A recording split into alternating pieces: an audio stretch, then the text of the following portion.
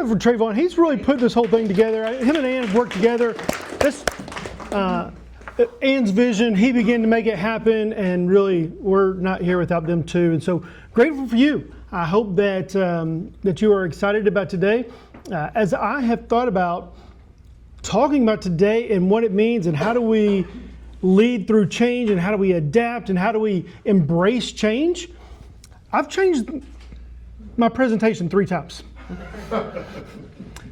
And I've changed it different times because I've been thinking through how does this incorporate into different companies and different people's lives and different areas of life. And so the more I've thought about it, I just continued to adapt and change. So let's start off with this question. How many of y'all are married? How many of y'all have been married? Okay, or either married or have been married. So I had someone, me and my wife do a marriage podcast. We release a new video every week, and we do some marriage coaching as well and speak at marriage events. And recently I had someone say to us, well, you're just not the person I married. You've heard that before, right? But neither are you, right? Because no one is the same that they were 2 years ago, 5 years ago, 10 years ago. We are always adapting and changing. As I thought about this, I was thinking about a presentation I did a while back, and I was talking at a national conference about Gen Z. You want to think Gen Z is a little different, right? None of us are how old are you? Gen Z. You are Gen Z. All right. So look this way. So thinking about this for a second, and this was really even part of today, I just want to give you some ideas. Every generation is significantly different. What they need, how they process, how they look at information, how they want information is all very different. So boomers are born from 46 to 64, Gen X is 65 to 59, millennials or Gen Y is 80 to 94, and Gen Z is 1995 to 2009. Okay, next generation is Gen Alpha. All right, they are the first full generation born in the 2000s. Couple things that make this generation so unique. Generation of first, they do not need adults to give them information, right? They can broadcast every thought and every emotion at any time of the day. Understand that? True, right? They will learn more from a device than they ever will a teacher. Kind of crazy to think about, right? They have adults who have created and enabled their narcissism because they are narcissists, all right? They have replaced, listen to this for some of you older people, they have replaced a watch, a camera, a calendar, a clock, a map, and a board game all with a phone. Right? It's different. Times change. Let me give you a little bit of paradox about Gen Z. Because you are going to have to work with them, you're going to have to lead them, you're going to have to adapt your leadership to a new generation. Paradox, they are the most sheltered generation ever, and they're the most pressured generation ever. So both extremes. They are more self-absorbed than any other generation. And most predict they will be the most generous generation ever. They will give and be self-absorbed at the same time. They are adventuresome, yet fearful. They will go, hey, let's load up friends and let's drive to Colorado to go to a concert. And they won't walk into their boss and go, hey, you promised me a 25-cent raise. Instead, they'll just quit. Right? And you're going, wait, you can do this courageous thing, but you won't do this, right? They are high potential and high maintenance. Anybody understand that yet? Yes, sir. Okay. They are non-confrontational yet ambitious. They will not go talk to someone about a raise, and if you put them in a corporate setting, they may jump up 2, 3, 4 steps up the chain and go talk to the boss's boss and go, hey, I got an idea for you. They're going, who are you? And how long have you been here? 3 months. I don't even know you. Go talk to someone else, right? They don't understand the chain of command because they're very ambitious. And here's the other thing I want you to hear. 10 is the new 15, and 26 is the new 18. Okay? 10-year-olds are exposed, know, and understand things that most don't understand until they're 15. And 26 acts like they're 18.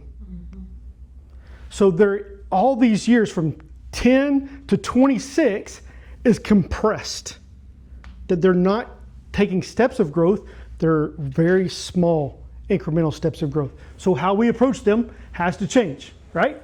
So that was free. I thought about that as Trayvon was up there talking, and that wasn't part of it. Again, let's just change the presentation again, all right? So, well, if you weren't here last time, if you'll scan that, it'll send you my information. It'll send me your information, just digital business card. You can scan that with your phone. When we think about change, how many people like change? I like good change. Oh, I like good change, right? And you said you like change? I like change. Why? Because it keeps things different all the time Okay. and challenging. All right, good. So most of the time we say this, right? Everybody hates change, right? Why do you think this is the case? Why do people hate change? Because we get set in our ways. We're set in our ways, okay? The comfort zone. Comfort zone? Yeah, absolutely. Always done it that way. You don't feel equipped to deal with it. Okay, not equipped to deal with it, okay? We don't necessarily know how to change, right? Good. What else? Requires different behavior. It requires a different behavior. Okay, so why is that? Why do we avoid it because of that? I'm pushing in you a little. Why do people hate change when it creates a different behavior? What does that mean? Well, the way I always say it is that change requires different behavior, which requires work. And not everybody is ready to do the work. Okay, absolutely. Very good. Not everyone's willing to do the work to do the change in order to get a different result. Right. Good. So we avoid it. Good. What else?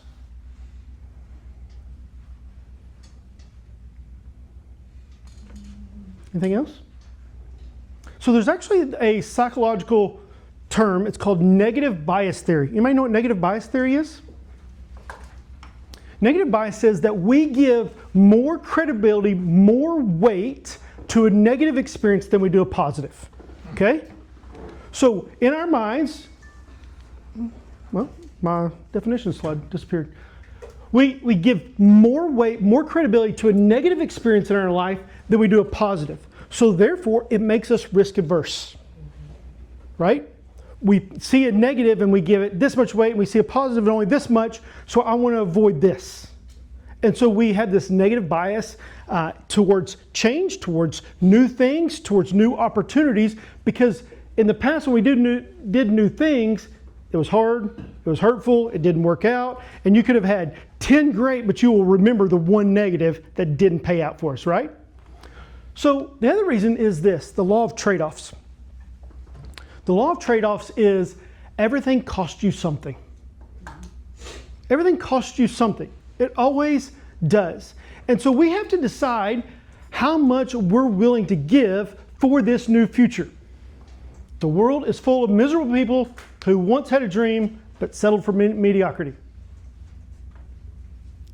That's being afraid of change. That's going against the opportunities for change, right, in our life.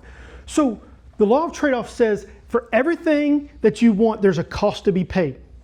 Anybody ever been to Texas de Brazil? Does anybody like Texas de Brazil? Okay, thank you, sir. Thank you for that. Yeah. Yes, that's what I wanted to hear. Okay, so I love Texas de Brazil. That if you haven't been there, it's a Brazilian steakhouse, and they just have guys that come around with big things of meat, and they just cut off the meat and put it right on your plate, and they have this card. And one side's red and one side's green. And as long as the green's up, they just keep on bringing it. You turn the red, they stop. Don't ever turn it to red. Just leave it on green, right? I'll turn it to red when I'm done for the day. If only our life was that easy, that right in front of us, we understood every time we're making a yes or no. Yes or no. Does this get me to my future? Does this not get me to my future? Is this part of my vision for my life and my business? No, it's not. If only it was that easy, but really it is. It really is that easy. You have to make decisions based upon the vision and where you want to go. So everything costs you something. Now, let me ask you this. How much would you pay for this special card right here? I mean, it's my business card. I mean, how much? I'll even sign it. I mean, will you give me? I already have one. I don't need it. Okay, so you won't give me anything for this. Would you give me I don't know, $20 for this iPad? Sure, Why? because it's valuable. Okay, so it's a $400 iPad. So how much would you be willing to pay for it today?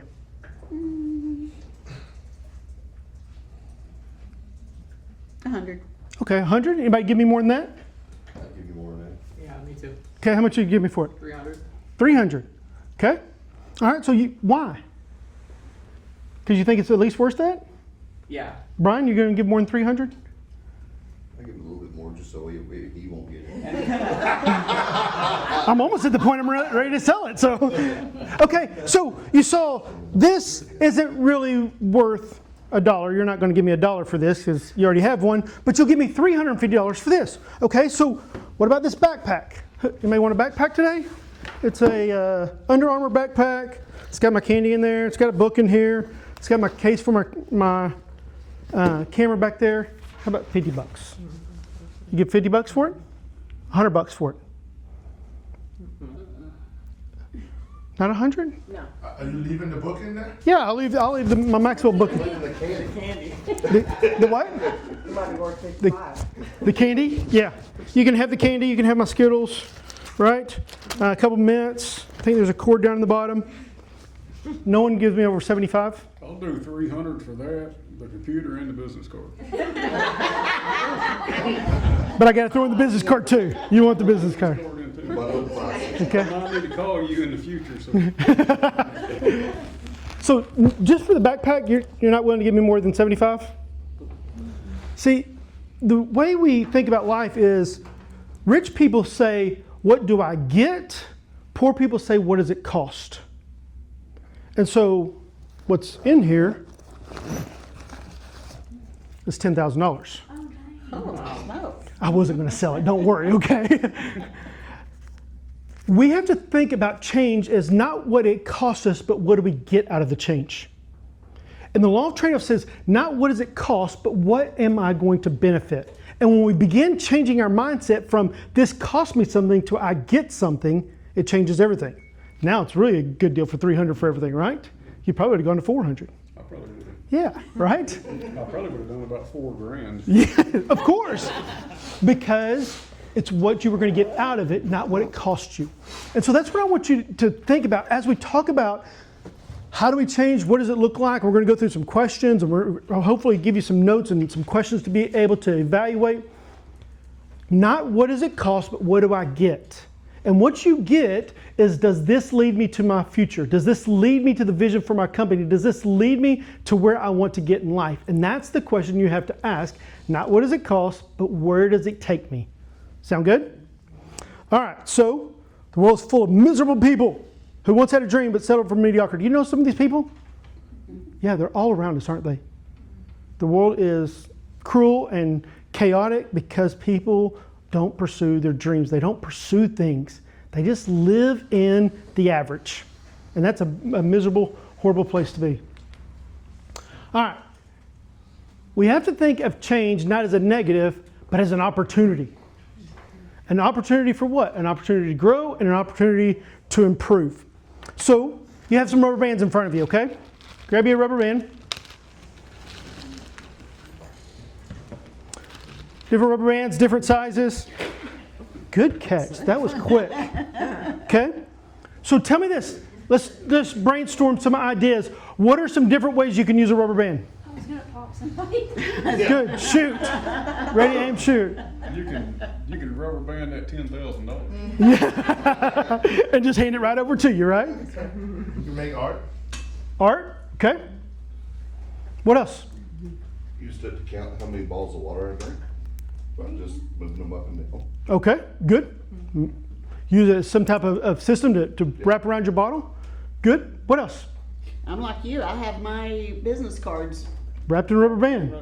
Yep, rubber band wrapped around them in my purse. Good. What I else? use it to wrap around the ribbon for ribbon cuttings. Yep. Ribbon cutting. Okay. To keep it all tight. It's a Change behavior. How? Pop it. I was just hoping you'd pop yourself. So. Okay. So putting some pressure on it and popping it against yourself. Okay. What else? Put your hair up in them. Yes. Hair Oh, up. I've heard that. I don't really understand. But I do have 3 daughters, so I understand the theory of it, but at least. Anything else? We could go. Got a car. Yeah. Fidget. Okay. We're all doing it. Yeah, absolutely. Make a rubber ball. Use a bunch of them. Use a bunch of them, make a rubber ball. Here's the deal. A rubber band is only fulfilling its purpose if it's stretched. If it's not being stretched, it's not being used. Whether it's holding a ribbon together, holding some money together, holding cards together, putting pressure as you stretch it in order to shoot it at someone. Everything the rubber band does is fulfilled when it's stretched. We have to embrace change because we have to embrace the stretch in our life. We have to see it as an opportunity to grow. And most people are just going to go, oh, this is comfortable. I don't want to stretch very much. But it's only in the tension that we get stronger, that we get better. It's only in the tension, the stretch, that takes us to new places. What you think? Yeah, you are on it. I feel like you read my notes or something. That's why I'm laughing. Well, good. Hopefully we got some good things to add to each other. We'll be in sync. No worries. So, Nick, even though we say that we don't like change, sometimes the change just is inevitable. You have to make a change, otherwise you're just gonna, like I said, mediocrity. You know, when I was a school teacher, I was like, I gotta make a change or I'm gonna end up in the hospital. yeah. You know, and sometimes change just has to happen. And Okay, so you were a teacher? I was a school teacher. How long? I taught for 11 years. 11 years. So you told me last time we were here a couple months ago, you were on your best pace ever, Yeah. right? Congratulations, that's awesome. Hope you're still in that pace and still Oh, growing. I am. Good.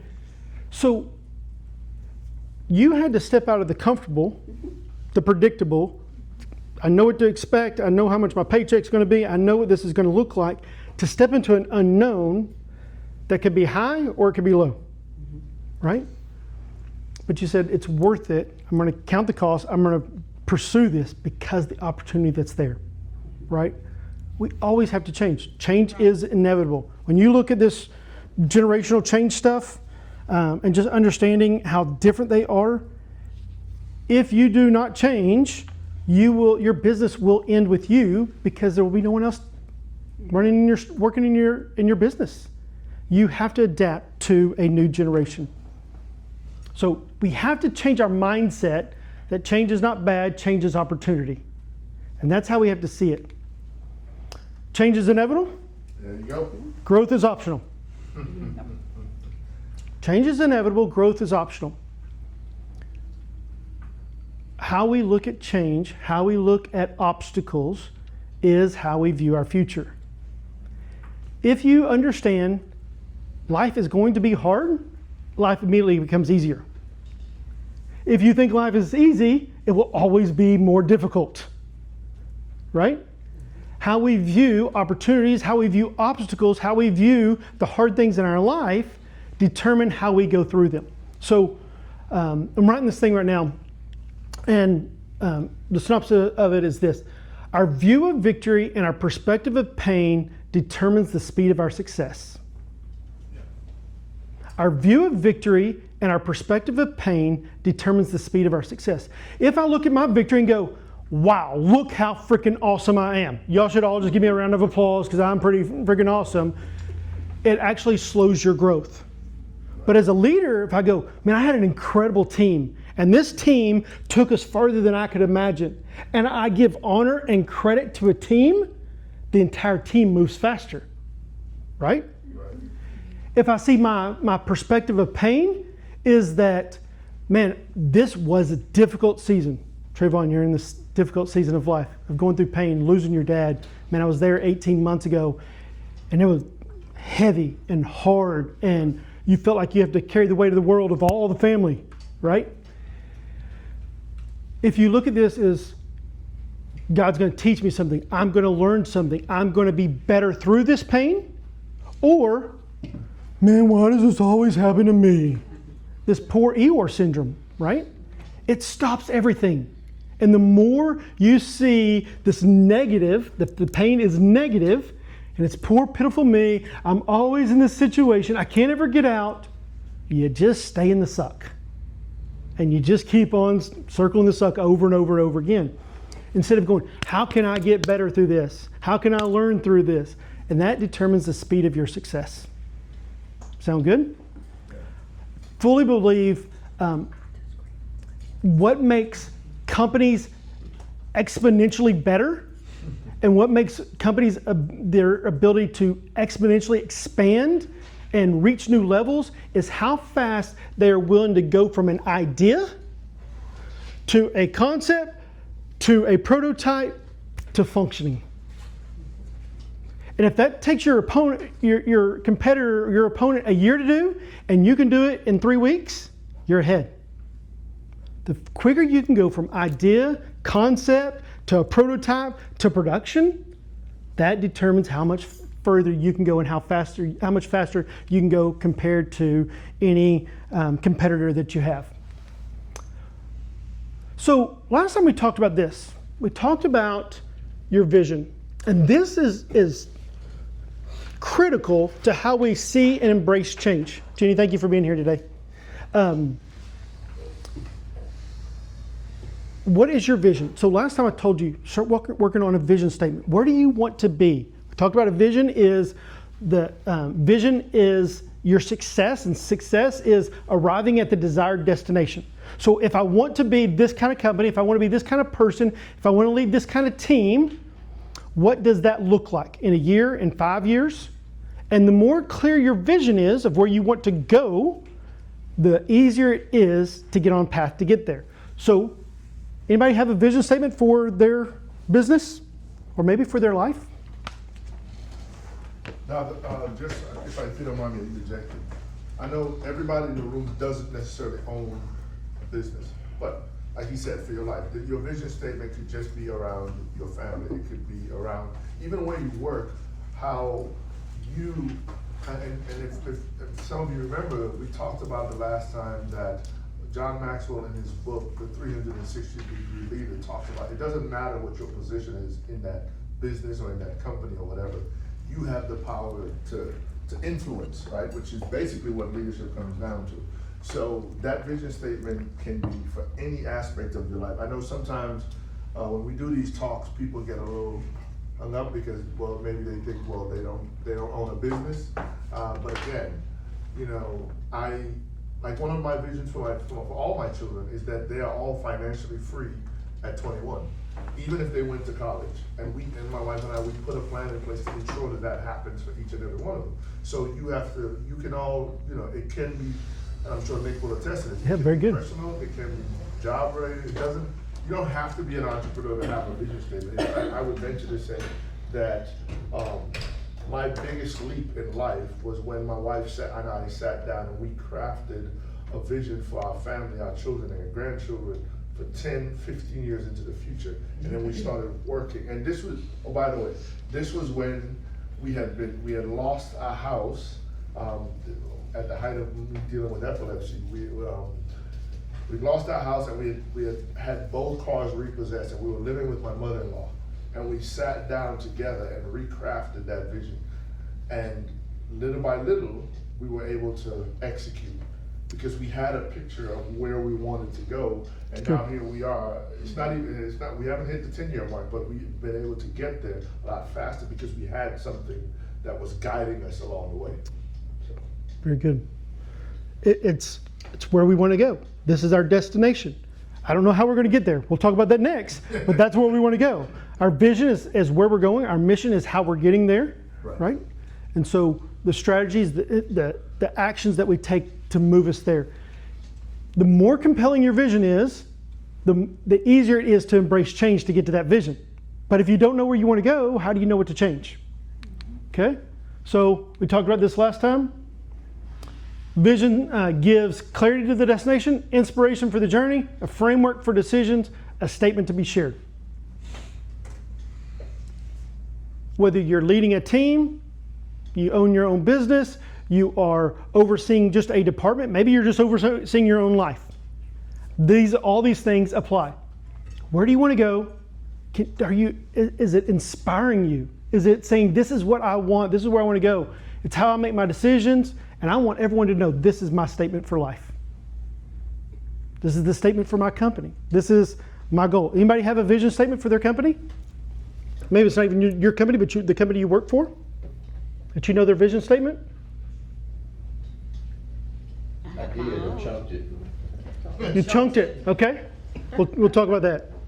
I have my own. Go.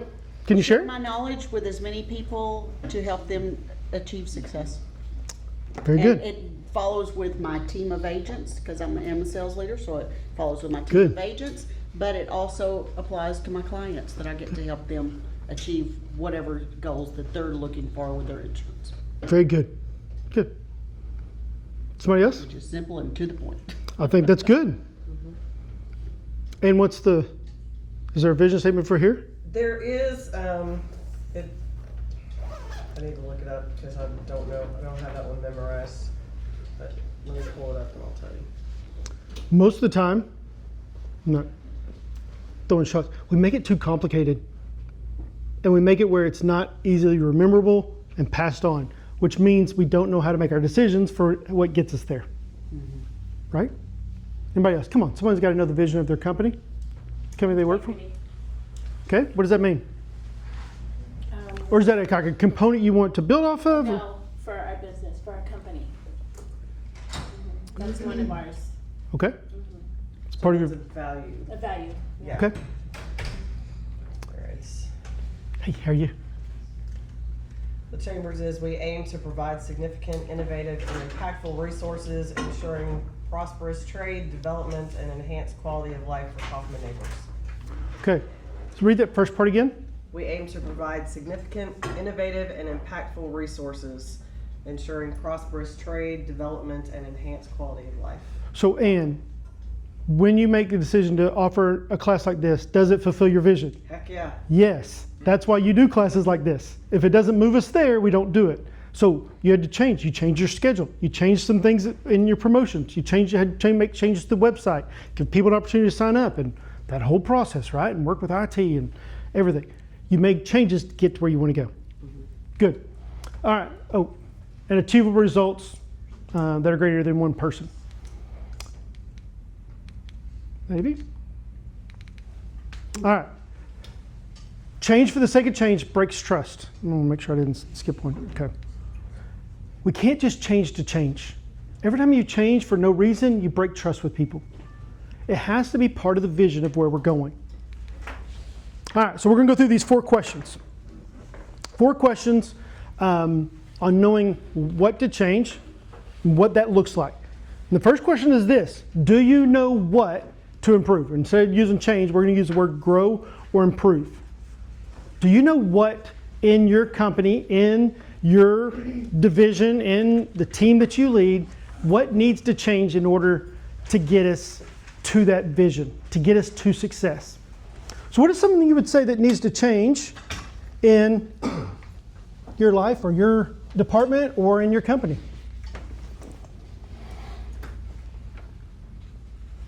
I can say particularly just related to my shifts, I have a whole bunch of, Gen Z? So I have to change my mindset on how they're thinking opposed to how I think and kind of adapt more to them. Yeah, that's good.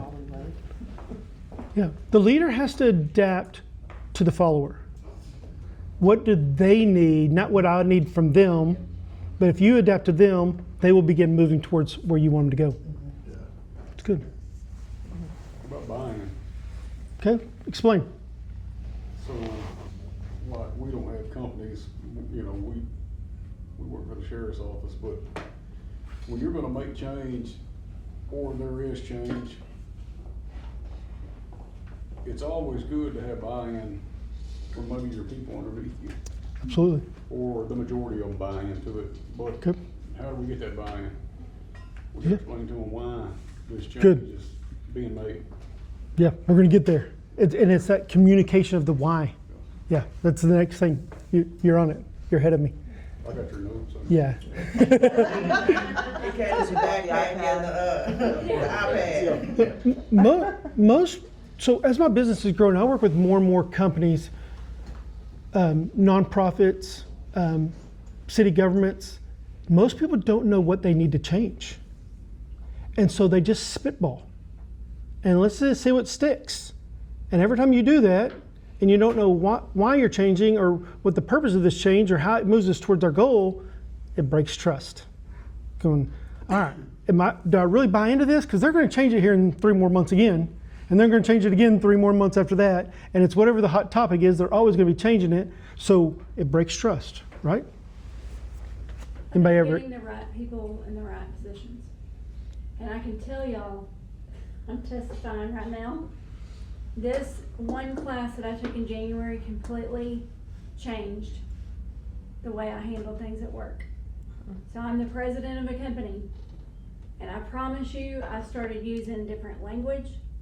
I started using clarity. I'm clarifying this. We're gonna have strong, clear visions, whatever, expectations are clear, whatever. And I have made, not just me, my team has made the best hire that I've had in 5 years since I started working for my dad's company. Love it. And I bought some books. Good. So I mean, the guy that we hired to be the previous guy that we had in this position, we found out unfortunately that he was probably drinking on the job. Is that frowned on? Which caused me to drink on the job, no. But the person we hired, his leadership skills are out of this world. Good. I mean, lots of prayer too, but And I was just excited. you took over family business? So, Yeah. I did. I think I've aged about 20 years. It's good though. That's You did hard things. awesome. You- Congratulations. Removing someone is hard. It's Yes. very difficult. That was hard. Making the right hire takes a lot of time, takes a lot of effort, but a bad hire costs you more.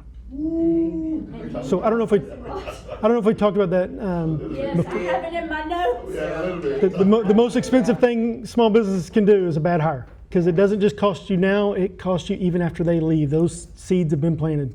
Right. Good. And Say that again? And fighting Texas workforce over it. Oh yes, Yeah. yeah, absolutely. Oh, that's the least of your worries is Texas workforce. That's the smallest It's- amount of money that they can get. When they go hire attorneys, forget about it. Yeah. Well, and what does it do for your culture? What does it do for the rest of the team? That if everyone's performing at this level and you have someone that performs at this level, everybody goes to this level. Everybody drops. Yeah. And so even after that person's gone, this is the new standard. Right? And so you lose production, you lose trust. I love petty. Yeah. Um, So you have to be clear about your vision. And when you begin thinking about what do we need to change, you have to ask what needs to change, what needs to improve. And you need to be very clear on that. I want to kind of give you 4 different areas. The top left, clear vision and mission. Define your vision, work your mission, that's your strategy. Know your customers. You have to be very clear on that. Marketing and sales, how you brand, sales process, retention strategy, team and culture, right people, right seats, communication, right people, right seats. Overly communicating is what you said. It's so good. Your culture, the culture of any organization, sheriff's department, whether it's a local business, a nonprofit, a family business, whatever it is, culture defines your health. It defines how healthy you are. And it determines your speed. Because if your culture is broken, everything slows down. It doesn't determine your health, it defines your health. Right? And then financial intelligence, profit versus revenue, cash flow, know your numbers. Just started with a new company last week. Guy that he's in year 3 or 4 as a plumber, left a corporate plumbing company, started his own thing. At the end of year 3.5, he did $800,000 as a single entrepreneur plumber. Pretty good. But he didn't know if he made any money. So you got to know your numbers. Do you know what you need to change? It's going to be in one of these 4 boxes. And something, and for everybody, the order of priority of the pillars is gonna be different. Let me give you all this example. Yes. So my wife and I, we had a clear vision and a mission of where we were trying to go. I knew what I was gonna do with my speaking business. But the problem that we were experiencing as a family, which is why I said this is not just strictly about your business and work. The problem was that I wasn't communicating properly. So because of a breakdown in communication from me to my wife, that started affecting how the kids would respond to certain things. And I had to, which is why some people don't like change, is I had to really do a very tough self-evaluation and realize that as much as I'm a speaker and I go out and I talk to audiences, my communication at home was failing. So that was a significant change I had to make. And now, we're talking about 4 or 5 years removed from actually identifying that as an issue. And I have granddaughter, we're getting ready to publish her children's book series. My 16-year-old son is actually going to do a summer internship next year with Marvel, and he's designed his own comic book. My 22-year-old is joining me on this land project, and so on and so on and so on. But none of that would have even opened up because they were all so worried about where my mental health was, and I wasn't clearly sharing from a communication standpoint where I was, what I needed from them, and then how we were going to move forward efficiently as a family. So they were all kind of walking on eggshells, and like you said, that basically slowed everything down. We couldn't really move forward as a family unit like that, financially or otherwise. Yeah, I would say you defined it. You didn't really know your strategy, but there was not real brain clarity about this is who our family is, right? And so really defining this is our family. We're going to be mentally healthy as part of getting to this place. That's who we are. It's good. Appreciate you sharing that. So if you're missing something in one of these areas, or your business is, or your family is, it's going to slow things down. And you need to understand these are the areas of change. All right, so I want to share this with you. This is a free business report. If you want to scan that, it will take you 10 minutes. Don't do it right now. You can scan it now. It'll take you to a link in order to complete a free business report. It'll go through like 6 or 7 different areas for you and give you some really good feedback. It's really good. After you get that, we can set up a discussion if you want to work through those things together. It's a great, it works at all levels. It doesn't apply to everyone in every position, but it'll give you a good oversight. All right, question number 2. Do you know why to improve? Not do you know what to improve, but do you know why you need to improve? Could be as simple as what's going on is toxic. Good. Yeah. Okay, explain. So, in a previous role, our CEO wasn't as concerned about paying the vendors as the rest of the organization was. And every time we went to do a project, we had to pick new vendors because we were behind on paying last month. It was tough. So that leads into culture, which leads into morale, efficiency, trust. The team is emotionally stressed in just doing the day-to-day stuff. Yeah, and No, that's good. that was the crux of it, and so you've got a team trying to operate and do the best they can, but definitely handcuffed and not building momentum and improvement because we're constantly picking new vendors. So a little bit of, we got to be financially better and culture better, right? In both those areas. Why? Because it's affecting morale. There's a little bit of fear of going, dang, I'm going to run into this vendor. I'm going to be questioned. I don't have anything to do with that department. It's not my responsibility, but I'm going to be questioned, which makes me look bad, Yeah. right? It's good. It's horrible. Then It's if good, you but want horrible. to- You know what I mean? You know what I mean? And No, thankfully, it was a previous role. yeah. Yeah, and if you expect other people to pay you, then you need to pay, and it has to go both ways. I feel like if you're going for, or if you're not going forward, then the only thing that you can be doing is going backwards. Okay, explain that a little bit more.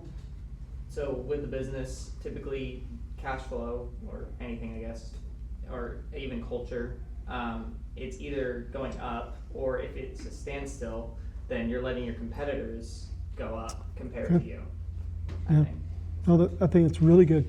So, been working with this company for about a year. They did $8 to $9 million of revenue last year, and we just hit a year. When I started working with them, I was going, something's not adding up.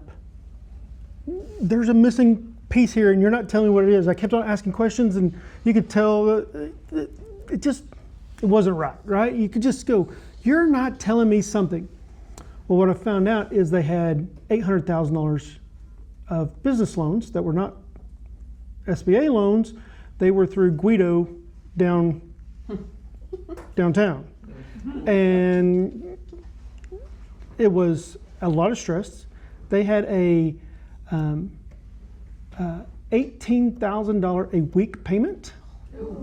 Wow. There's a missing component, right? When you're not telling me something. It just doesn't add up. So their team looked very healthy. Their business looked very healthy, but the owners were dying inside, right? And you're going, something, it's eventually going to leak out. It's good. What's that? Nothing. I think one reason why to improve is because things are ever changing. Good. So like I read a book, and a lot of people's probably read this book by Zig Ziglar. And when you make it to the top, when you get to the top of that mountain, look, because there's another peak over there. Mm-hmm. Right? So you worked your way improving all the way up to the top, and you made it to the top of that. Yeah. And now there's another mountain to go up. Yep. Go after it. Because things are ever changing. So, oh my gosh, I just went blank on who said it. What gets you here won't get you there. Yes. Yeah.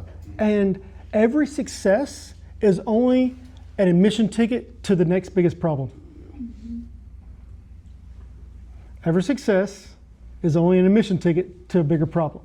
So if you think about video games, you level up the video game, well, now there's a harder dragon to kill, right? There's a next level. There's always a next level. And so understanding that part of it is always getting better. It's always moving forward. There's always another mountain to climb. Okay? The why always has to be aligned with your vision. I don't know if I've told you this, but like vision's kind of an important thing. I don't know if y'all could tell that. If you don't know where you're going, how do you get there? Right? You have to have a very clear vision. It's how you make decisions. Question number 3. Do you know how to improve? This is really the crux. If people do know what to improve, they know, here's why this plays into my vision. Now what do I do?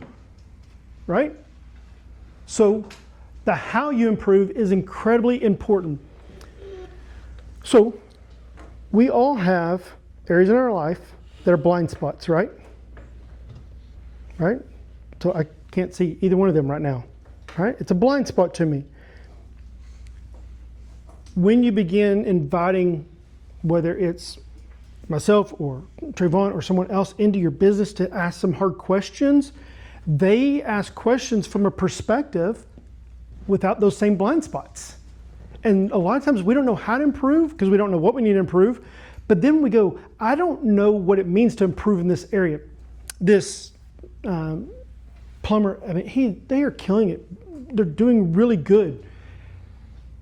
He doesn't know how to do books. He doesn't know what the books are. He's a trade. He's really, really good at his trade. He's really good at marketing. He's really good at sales. He's hired a couple of right people, but he don't know anything about books. And you're going, How am I supposed to improve my books? I don't have enough time because I got to go do all this. Well, part of knowing how to improve is taking off some blind spots, inviting some help in, asking for some additional wisdom, and then being willing to receive that help. And paying the price, paying what it takes in order for your life and your business to be successful. We have to take honest, Trayvon started this. We are a society that likes to go, no, everything in my life is just fine. And you're going, yeah, but look at yourself. You look like a mess. Not just what you're dressed like, but like there's people that just go, you got stuff going on, right? And we don't want to go, no, I'm fine. You have to be honest. And the how starts with, I don't know how to improve. And that's an okay place to be. This plumbing company that I'm working with, he, 3 years, has done $800,000 last year. He's a great business guy. He's a great leader. His business is going to take off. And he had to be very humble to say, I don't know what I'm doing in this area. And that's true in the sheriff's department. That's true in the nonprofit world. That's true in business world. It's true in your life. You have to have some honest reflection and then go, I don't know. I don't know how to get there. And be willing to invite some people into your life. That sounds fun, doesn't it? Right? That's the hard work to get to that next level. So the how, clearly communicate, overly communicate with help. You've done some hard things, right? And understanding the how of what those things look like. Overly communicate over and over and over and over and over. And then you got to get some help along the way. Thoughts? I would like to know how to overly communicate, because this is my issue, is I under communicate. Okay, what y'all think? What do y'all think about this? Repetitive. I I mean, mean, it's like dealing with toddlers at home or kids at home. Clean your room, clean your room, clean your room. That's when I think of overly communicating. It's almost a repetitive nature. Yep. A reminder. And almost through every means, you know, if, one of the things I've noticed is different people receive communication differently. So someone at hurt, someone at written, someone at text, someone at like, and the tough part as a leader is you've gotta be able to go home. You know, some people want a Facebook message, other people want, you know, a letter sent to them, handwritten or sticky note, like, yeah, pick my poison. I've got sticky notes everywhere, things like that, so, And then you follow up. and, Yeah, yeah. and you have to follow up. So But you don't measure, you don't, It doesn't necessarily have to be communicating though, it also needs to be letting go of the things that you know you can't handle, so you need to have someone else do it for you. Not trust. just communicating. the job of the CEO, leader of a whole company, individual department, whatever, when you get tired and you are fatigued and you are exhausted of saying the vision statement, they're just starting to hear it. that's been my experiences, because we start something and we go through the planning process, and then by the time it's time to share with other people, we're sick of it. Yeah. We feel like everybody should know, because we know and have known for a long time. Yeah. So I'm a huge proponent of DISC assessments. I think we talked about that just briefly last time. Doing a DISC assessment gives you your strengths, but it also is the biggest thing for how you communicate. So a DISC, 4 personalities. D is a CEO, alpha. They're going fast, they're going hard. They're the ones driving the ship, okay? With a D, someone who is in control, they like being in control, you got to give them 1, 2, 3 and move on. But you got to repeat those things. This is where we're going, this is where we're going, this is where we're going. But they don't want details, they don't want the stories. The I is a salesperson. They can sell ice to an Eskimo. They are storytellers, they are great communicators, they love being the center of attention. So with them, you have to affirm them on how important it is. The I's favorite subject is I. So is I. So you have to tell them how great they are, and so that you are so great that you're going to help us accomplish this vision. S's, 69% of people are S's. Steady, loyal, hardworking, get things done behind the scenes. The best example of the S is the Homer Simpson when he kind of just fades into the bushes. You know what I'm talking about? They disappear, they get things done behind the scenes. They want steady, stable, predictable environments. They want relationships, so you have to show them how much they are loved for who they are. The C's are our data CFO, and they are analytical. They're going to ask how, why, how, why, how, why. They're going to ask 47 more questions because they're all about the data. The better you are at identifying who you're communicating with, the better you can communicate with them. You speak their language. So I don't, every client that I meet with, every business that I work with, we start with DISC because I need to know how do you communicate, and so that I can teach you how to communicate better with your team. That's how we start the leadership classes too. Really? Okay, good. And it's very likely that in this room right now, we have at least one person in every category. And you're gonna find that at work. Even in your family, you have all these, which is why sometimes you may be speaking to one individual in your family in a certain way, and they're not receptive because their personality type is not receptive to how you're delivering the message. So like I'll look at my kids, you know, my son Jamal, he's my analytic kid, but my son Jocelyn is just give him the information, he's gone. My daughter Justine, she's in that 69 group. She's the loyal, hug on you, stay right there regardless of how dark, how bright it was. And then my daughter Jasmine, she's another one of the direct. Just tell me what it is, Dad, and I got it. You know what I mean? And I had to learn it. I assigned it to them by colors, but I had to learn that so that I could effectively get the message out to each of them, and you know, and they can do their part. But if we don't, I'm glad Nick brought this up, because if we don't really understand this and we don't actually take an active look at looking at this, that's one of the reasons why so many companies have high attrition rates, because they're communicating to D's as if they're C's, or they're communicating to I's as if they're S's, and vice versa. And they're wondering why the people they're communicating with are pushing back. That's right. So, and it's not that they're being subordinate, it's just what you're saying isn't resonating with me right now, because you know you're not speaking to the core of who I am. It's good. And you got to be careful on promoting, on hiring, right? Someone who's great at an interview, and I may be great at an interview, and you're looking for someone to work in the business office. That's the wrong hire.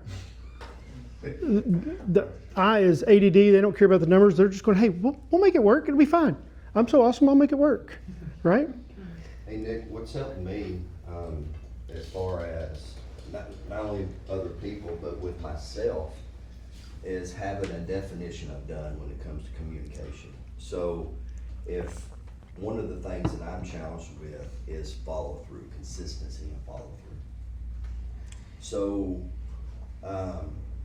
having an actual definition of what this looks like when it's completed, step by step, these are the processes in place, has helped me not only with other people, but with myself. Let's just take a dry erase board. I want a dry erase board in my office.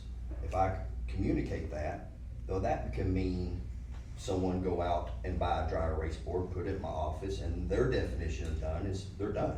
Well, my definition is that I want it up on the wall. I want the little tray underneath there. I want a red marker, a blue marker, and a black marker in there.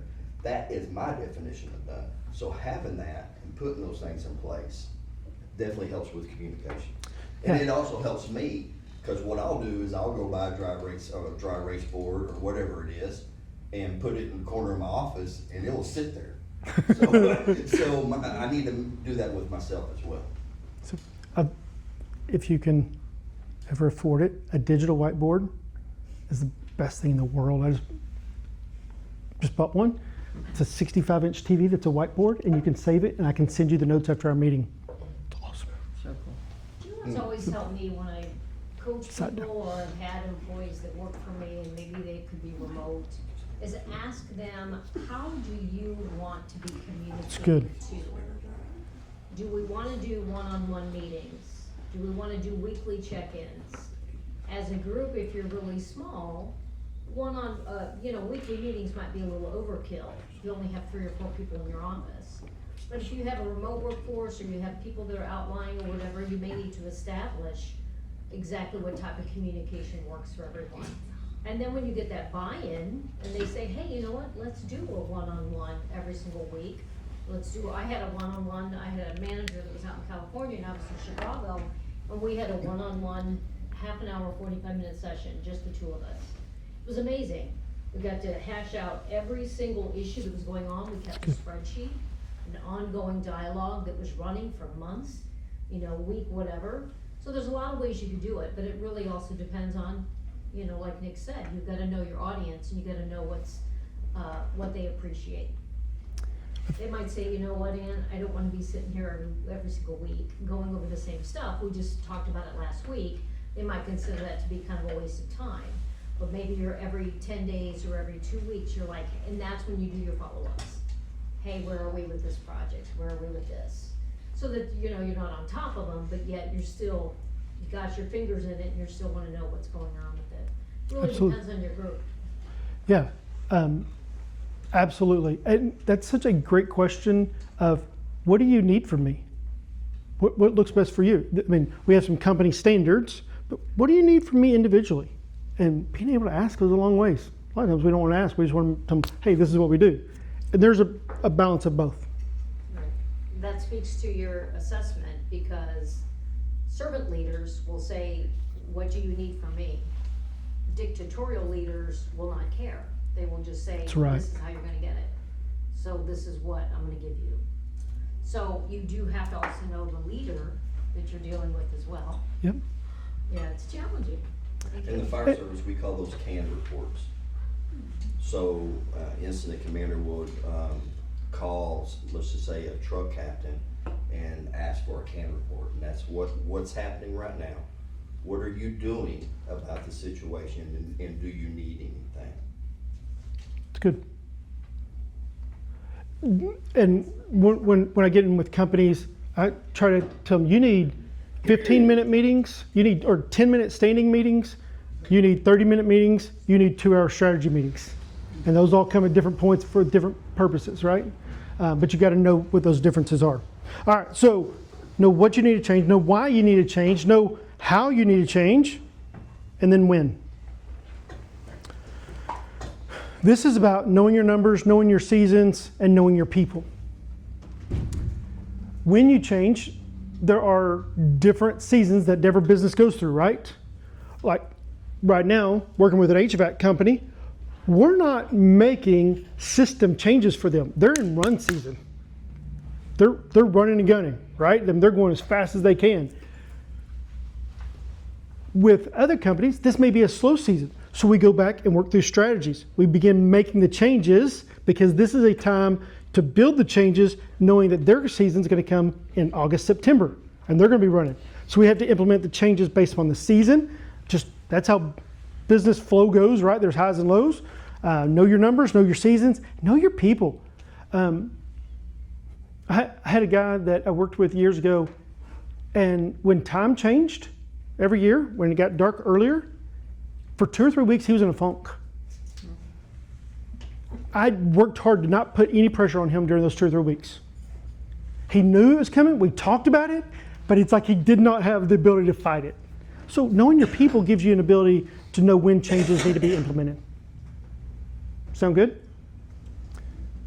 When you know your numbers and you know kind of the cycle, this is a busy cycle, this is a slow cycle. During the slow time of the year is when you build strength, build your systems, and build your people. When you're running, you just got to run, right? And everyone goes through. Our business never slows down. It does. Look at it. Okay? Thoughts, comments, questions through these questions? Questions about these questions?